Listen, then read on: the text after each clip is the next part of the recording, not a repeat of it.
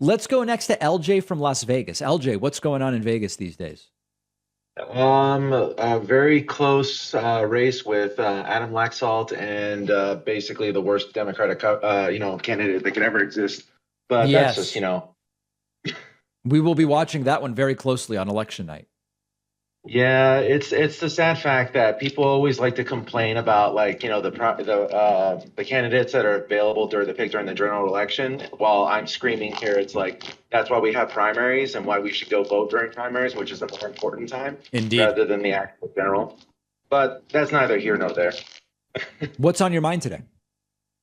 I was actually wondering regarding the messaging that we have regarding taxing Uh-huh. and just like this, taxation is theft. So, I used to be a person of the right.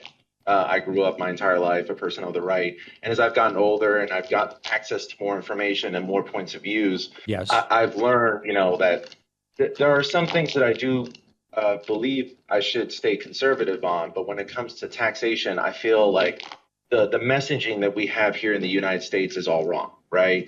And I've been watching Jon Stewart's videos on it. So if you have a chance, they're really good. Where Those he are good. talks to a lot, yes. And so I think the messaging that we have in the here in the U.S. is that like when we're being taxed, it's money that's being taken away from us rather than money that's being invested towards us, Yeah.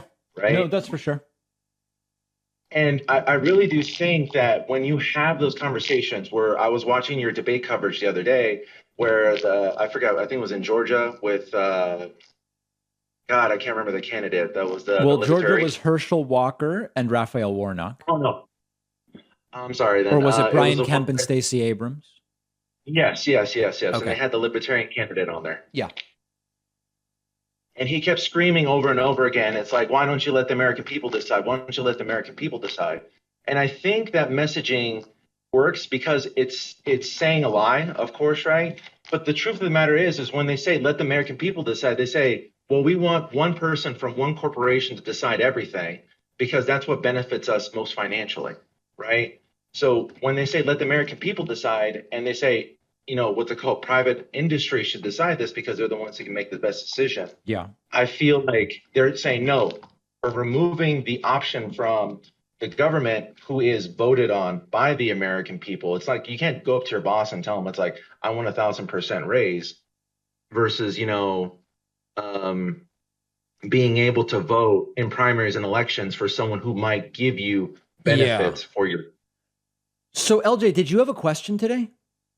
I'm sorry. My question is do you think that is that the correct messaging? So like that was kind of like where I was going for. Here is It's the like where do you messaging that think the makes the messaging. most sense to me. And I'm not a focus group guy. So this may not be messaging that works, but it's messaging that makes sense to me. And we go, listen, all this talk about taxes or slavery and all this different stuff, you, you, you guys got to grow up. Okay.